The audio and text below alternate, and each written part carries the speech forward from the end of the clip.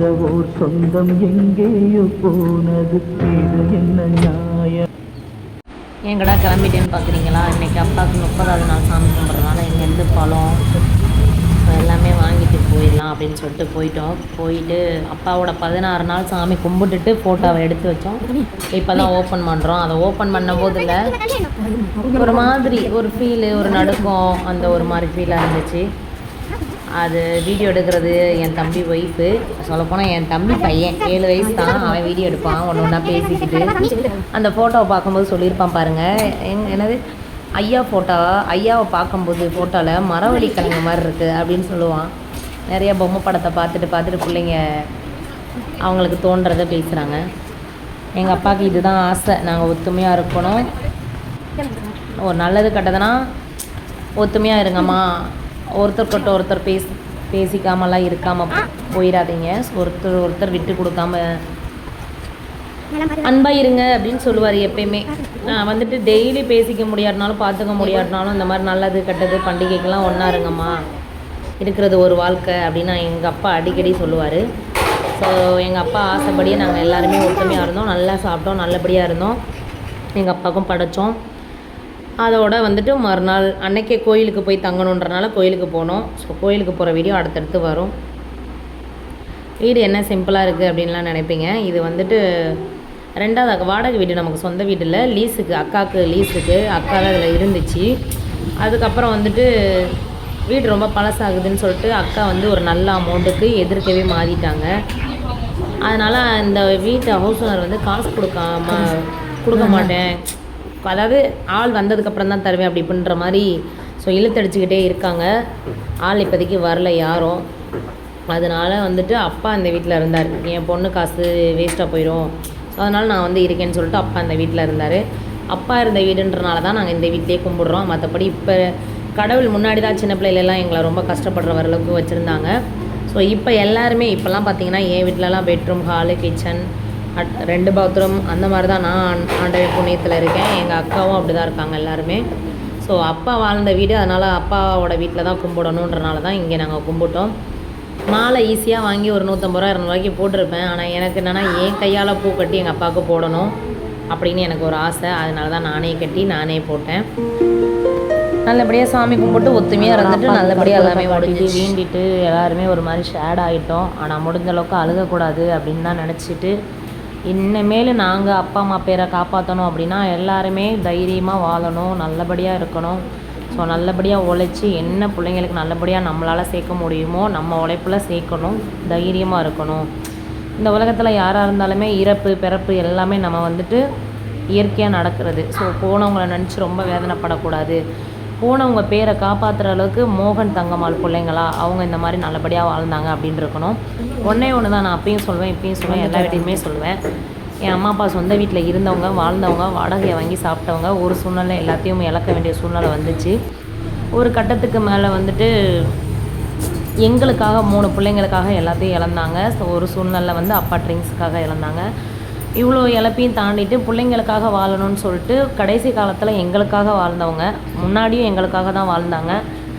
எங்கள் அம்மாலாம் அவங்களோட ஆயுசு இவ்வளோ சீக்கிரமாக முடிகிறதுக்கு காரணமே வந்துட்டு எங்களுக்காக அவங்க பட்னி பசின்னு சொல்லிட்டு அவ்வளோ பட்னி பசியோடு இருந்து எங்களை காப்பாற்றி எங்களுக்கு எல்லாருக்குமே அவங்களால முடிஞ்ச நகையை போட்டு எங்களை எல்லாத்தையுமே லைஃப்பில் ஒரு நல்ல மாப்பிள்ளைக்கு கட்டி கொடுத்துட்டோம் அப்படின்னு நினச்சிட்டு அவங்க வந்துட்டு வாழ்ந்துக்கிட்டு இருந்தாங்க. அதுக்கப்புறம் ஒவ்வொரு சூழ்நிலை, ஒவ்வொரு பிள்ளைங்களோட வாழ்க்கை, ஒவ்வொரு சூழ்நிலை, ஸோ இதை இப்படியெல்லாம் நினச்சி அவங்க ரொம்ப கவலைப்பட்டு அவங்க உடம்பு இப்படி ஆயிடுச்சு. கடைசி காலத்தில் எங்கள் அப்பா எங்கள் கூட ரொம்ப இருக்கணும்னு ஆசைப்பட்டார், எங்களுக்காக வாழ்ந்தார் செக்யூரிட்டி வேலை பார்த்து. பட் ஆனால் அதான் சொன்ன சின்ன வயசில் ஆடுனது வந்து வயசானதுக்கப்புறம் வந்துட்டு இதாகிடுச்சு. ஆனால் அப்படியும் அப்பாவுக்கு 66 வயசு இருக்கும் அவர் இறக்கும்போது. எனக்கு ஒன்று தாங்க, அப்பா அம்மா பேரை காப்பாற்றணுன்னா நான் ஒரு சொந்த வீடு கட்டணும், என் அப்பா அம்மா பேர் போடணும் வெளியே, எனக்கு அதுதான் ஆசை. என் பிள்ளைங்களுக்காகவும் நான் சேர்க்கணும். ஏன்னா நான் ரக்ஷனை வச்சுட்டு எவ்வளோ வாடகை வீடு மாறினேன்றது எனக்கு தான் தெரியும். இந்த மாதிரி ஸ்பெஷல் சைல்டுக்கெலாம் வீடு தரமாட்டோன்னு சொல்கிற வார்த்தை, ஸோ இது எல்லாமே என்னை வந்து ரொம்ப பாதிச்சிருக்கு. நிறைய இடத்துல வந்துட்டு நாங்கள் அவமானப்பட்டிருக்கேன் என் பையனை வச்சுட்டு. ஸோ நான் வந்துட்டு சொந்த வீடு கட்டணும். எங்கள் அப்பா மேலே எங்கள் அப்பா அம்மா சாமியாக இருந்து எனக்கு துணையாக இருப்பாங்க நான் நம்புகிறேன். ஸோ ஸோ சாமி கும்பிட்டு கற்பூரம் காட்டினதுக்கப்புறம் எங்கள் அக்காங்க எல்லாமே ஷேடாக எங்கள் அப்பா ஃபோட்டோவே ஊற்று பார்த்துக்கிட்டு இருந்தாங்க. ஸோ இப்படி தான் போச்சு அன்றைக்கி ஒரு நாள் ஃபுல்லாக. நல்லபடியாக போச்சு. யாருக்கும் சொல்லலை, நாங்கள் ரொம்ப சிம்பிளாக தான் பண்ணினோம். ஏன்னா நாங்கள் இழக்கக்கூடாததே இழந்துட்டோம். ஸோ இனிமேல் யார் ஒன்றும் ஆக போகிறதில்ல. இன்னொன்று வந்துட்டு யாரும் இந்தளவுக்கு டீப்பாக நிற்க மாட்டாங்க. ஒரே ஒன்று தான், ஆசாக்கான்னு ஒருத்தவங்க இருப்பாங்க. அவங்க எப்போயுமே எங்களோட நல்லது கட்டது எல்லாத்துலேயுமே அவங்க இருப்பாங்க. நல்லபடியாக முடிஞ்சிச்சு. ஈவினிங் வந்துட்டு கோயிலுக்கு கிளம்பணும். இந்த வீடியோவே கொஞ்சம் பெருசாக தான் வரும். அதனால் வந்துட்டு கோயிலில் போய் தங்குற வீடியோ இன்னொரு நாள் வரும். ஸோ அதில் ரொம்ப வீடியோ எடுக்கவே முடியாது. ஏன்னா தம்பி ஒவ்வொரு அலப்பறையை கூட்டியிருப்பான். பூசிட்டேன். இந்த வீடியோ பிடிக்கும்னு நம்புகிறேன். இதுதான் சிம்பிளாக வாழ்கிறவங்க வாழ்க்கையில் நடக்கிற இதுதான் ஒரிஜினல். இது நிறையா பேர் வீடியோக்காகவோ ஆடம்பரத்துக்காகவோ பண்ணுவாங்க. நாங்கள் அப்படிலாம் கிடையாது. எங்களால் என்ன முடியுமோ அதுதான் நாங்கள் பண்ணுறோம். பால் போக மாட்டான். உள்ளே தள்ளி போடு வீட்டில்.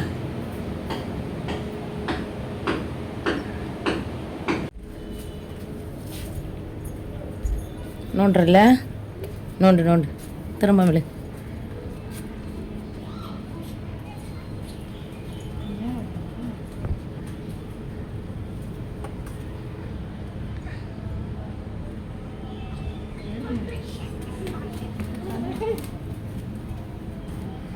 அப்படியே வெளியே காக்காவுக்கு சோறு வைக்க வந்தோம். தம்பி உட்காந்துருக்கான் பார்த்தீங்கன்னா, எனக்கு அந்த இடத்த அவன் அப்படி உட்காந்தோன்னே எனக்கு கொஞ்சம் ஃபீலிங்ஸ் ஆகிருச்சு. ஏன்னா அவனுக்கு பக்கத்தில் அப்பா உட்காந்துருப்பார், ஒரு ஃபோட்டோவில் கூட இருப்பார். அவனுக்கு பக்கத்தில் உட்காந்துட்டு நேராக எங்கள் அப்பா வந்து ரக்ஷன் மேலே தோளில் கையை போட்டுட்டேயோ, ஏன் இப்படி பண்ணுற, ஏன் ஓடிக்கிட்டே இருக்க, உட்கார மாட்டேயாயா, போயா வாயான்னு தான் பேசுவாங்க பேரம்பேத்தியாலாம். உட்கார மாட்டேயாயா, ஐயா அப்படின்னு மரியாதை தான் கொடுப்பாரு பேரம்பேத்திங்களுக்கெல்லாம். பேத்திங்களை பூமாவாமான்னு பேசுவாங்க. கூப்பிட அப்போ தான் காக்கா வரும். என் மையன் கரெக்டாக போய் அங்கே உட்காந்தோன்னா எனக்கு கொஞ்சம் அப்படியே ஒரு மாதிரி வருது, பறக்குது இல்லையே அப்படின்ற மாதிரி ஒரு மாதிரி கஷ்டமாக தான் இருந்துச்சு. ஆனால் வேறு வழி இல்லை. என் மையன் எப்படி அடக்கமாக இருக்கான்னு பார்க்குறீங்களா? என் பையனுக்கு எப்படின்னா பிள்ளைங்க இருக்கணும், வீடு ஃபுல்லாக ஆளாக இருக்கணும், அப்படி இருந்தால் அவருக்கு ரொம்ப பிடிக்கும். அப்புறம் இருந்தால் கூட ஒரு இடத்துல உட்கார மாட்டார். இவர் ஓடிக்கிட்டே இருப்பார், இப்படி ஓடுவார் அப்படி ஓடுவார், வண்டி ஊடலை வரும். ஸோ அவனை சமாளிக்கிறதே எனக்கு ஒரு வேலை, எனக்கும் என் பொண்ணுக்கும் ரொம்ப ஒரு பெரிய வேலை. ஊட்டணுன்னா வீடே சோறாக்கிடுவான். அதனால் ஃபஸ்ட்டு நீ சாப்பிட்டு முடிச்சுட்டு அவனுக்கு நீ ஊட்டு அப்படின்னு சொன்னனால நான் முதல்ல சாப்பிட உட்காந்துட்டேன். எனக்கு பசி வேறு. என் பையன் ஓடுறதுக்கெலாம் என்னால் வந்துட்டு நான் மயங்கி விழுந்துடுவேன்.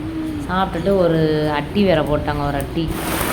அதோட மழை வந்துச்சு பார்த்தீங்களா, செம்ம ஒரு மாதிரி ஒரு ஃபீல் ஆயிடுச்சு எனக்குலாம். எனக்கு அந்த அப்போ சாப்பிட்டு முடிச்சு மணி 3 இருக்கும், வெளியே உட்காரோம், ஜோனு மழை.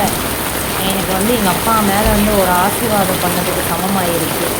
இதெல்லாமே அவர் வச்சு மெயின்டைன் பண்ண செடி.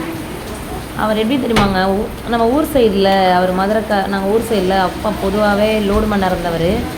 அந்த மீனாட்சி அம்மன் கோயில்கிட்ட தேர்லாம் இருக்குல்ல, அங்கிட்டலாம் அவர் லோடு மண்ணாக இருந்தவரா. சீக்கிரம் எந்திரிப்பார், காலைல 4 மணிக்கெலாம் எந்திரிப்பாப்புல. அதே கேரக்டருக்கு தான் இங்கேயுமே. செக்யூரிட்டி வேலை 8:30க்கு தான் போகணும். ஆனால் வீட்டில் 4:30க்கு எந்திரிச்சு போர் போட்டு தண்ணி பிடிச்சிட்டு செடிங்களுக்கெல்லாம் தண்ணி ஊற்றிட்டு அந்த மாதிரி பண்ணிட்டு அவர் சமைச்சு அவர் எடுத்துகிட்டு போவார். ஒரு டைம் அக்கா சமைச்சு கொடுத்துரும். ஸோ அப்படி வாழ்ந்தவரா. மழை வந்தோன்னா சரி அப்பாவே மேலேருந்து ஆசீர்வாதம் பண்ணுறாரு அப்படின்னு நாங்கள் நினச்சிட்டு பிள்ளைங்க எல்லாம் விளையாட ஆரம்பிச்சிட்டாங்க. ஒரு வழியாக வீட்டுக்கு வந்தாச்சு. ஸோ அப்பாவுக்கு நல்லபடியாக 30வது நாள் சாமி போட்டு முடிச்சாச்சு. எங்களால் முடிஞ்சது வச்சு படைச்சி நல்லபடியாக முடிச்சாச்சு. எந்த ஒரு சங்கடம் ஒரு வருத்தம் எதுவுமே இல்லாமல் அவருக்கு நல்லபடியாக முடிச்சாச்சு. மீன் குழம்பு, மட்டன் கிரேவி, சிக்கன் குழம்பு, 65, எறா ஃப்ரை, சாம்பார். இன்றைக்கி செவ்வாய்க்கிழமை எங்கள் அக்காங்க 2 பேர் சாப்பிட மாட்டாங்கன்றனால சாம்பார், ரசம், அப்புறம் வத்த குழம்பு, கீரை இதெல்லாம் வச்சு நல்லபடியாக முடிச்சு எங்கள் ஃபேமிலியிலே நாங்கள் எத்தனை பேர், தம்பி வீட்டில் 4, என் வீட்டில் 3, 7, எங்கள் பெரியக்கா வீட்டில் 3, 8, 9, 10, 2வது அக்கா வீட்டில் 4, அப்புறம் ஆசாக்கா. ஸோ எல்லோரும் சேர்ந்து நல்லபடியாக முடிச்சிட்டோம். நான் ஒன்று தான் சொல்லுவேன், யாரையுமே சரி இருக்கும்போது பகைச்சிக்காதீங்க, பிடிக்கலையா ஒதுங்கிடுங்க, அவ்வளோதான். அம்மா அப்பா மெயினாக நீங்கள் மற்றவங்கள கூட நீங்கள் பகைச்சிக்கோங்களோ பகைக்காமல் போகிறீங்களோ பாசமாக இருக்கீங்களோ அது உங்களோட பர்சனல். பெற்றவங்ககிட்டையும் கூட பிறந்தவங்ககிட்டையும் மட்டும் அந்த பாண்டிங்கை மட்டும் என்றைக்குமே விட்டு கொடுத்துடாதீங்க. சின்ன சின்ன மனஸ்தாபம் இருந்தாலும் அப்புறம் ஒன்று சேர்ந்துருங்க. அதுக்கப்புறம் போயிட்டாங்களேன்னு ஃபீல் பண்ண முடியாது. ஸோ அதான் ஸோ நாங்கள் எங்கள் மனசாட்சியை தொட்டு நாங்கள் சொல்லுவோம், எங்கள் அம்மா அப்பாவை நாங்கள் பெஸ்ட்டாக பார்த்தோம், எங்கள் அம்மா அப்பாவை நாங்கள் நல்லபடியாக பார்த்தோம், எங்கள் அம்மா அப்பாவும் எங்களை நல்லபடியாக பார்த்துக்கிட்டாங்க. இந்த வீடியோ பிடிச்சிருந்தா லைக் பண்ணுங்கள், ஷேர் பண்ணுங்கள், மறக்காமல் சப்போர்ட் பண்ணுங்கள், என்னோடய சேனலுக்கு ஆதரவு தாங்க. அப்புறம் நெக்ஸ்ட் வீடியோ வந்துட்டு இப்போது வந்து சாமி கும்பிட்டு முடிச்சிட்டோம் 30வது நாள். இப்போ அதுக்கடுத்து வந்து கோவிலில் போய் தங்கணும். தங்கினதுக்கப்புறம் தான் மறுநாள்லேருந்து நம்ம வீட்டில் விளக்கு பொருத்தி சாமி கும்பிட முடியும். ஸோ அதனால் நாங்கள் பேக் பண்ணிவிட்டு கோவிலுக்கு கிளம்புறோம். அது எந்த கோவில்ன்றதை அந்த கோவிலில் போய் காட்டுறோம். அந்த கோவிலில் தான் போய் தங்கணும்.